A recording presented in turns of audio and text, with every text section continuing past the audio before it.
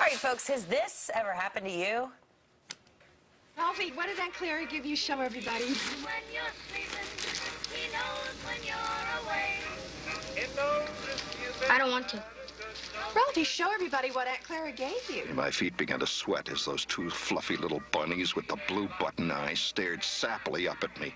Of course, we've all been there, right? What should we do with all of those unwanted gifts? That's actually one of my favorite scenes from that movie. 42% of Americans re-gifted last year, but that doesn't mean you should re-gift your ugly sweaters. Yeah, joining us with the right way to re-gift is Jacqueline Whitmore, international etiquette expert and author of Poised for Success. Welcome, Jacqueline. Good morning. Good morning, Jack. So happy to have you here. So there is a right and a wrong way to re-gift. Yes, indeed. You're saying. In fact, it's perfectly acceptable to re-gift these days. So keep a stockpile of gifts just in case you need them. And of course, we probably got a lot of gifts yesterday that we want to re-gift. So keep them in a closet, label them, who gave it to you, and when they gave it to you. And then you have to make sure that this is something that's actually worth giving away, right? If you don't want it, maybe somebody else wants it, but maybe they don't. Maybe they don't. So absolutely, that tacky sweater or that old fruit cake, dump it or donate it.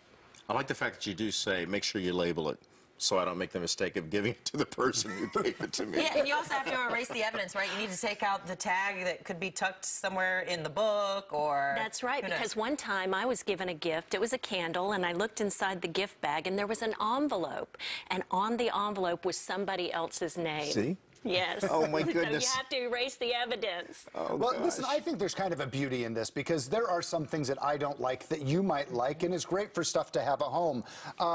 But you also say maybe even to protect it more, you want to go make sure you bring it to a completely different social circle so somehow it doesn't get back around. That's right. If your Aunt Edna gave you a gift, don't re-gift it to your cousin Paula. So re-gift in different social circles. So that means I could give it to charity. You could give it to charity. That's a great place.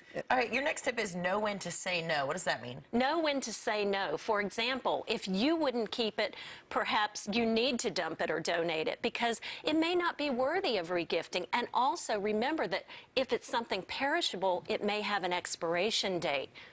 And always check that expiration date, particularly with gift cards. All right, Jacqueline Whitmore, thank you so much. Thank you. Good tips.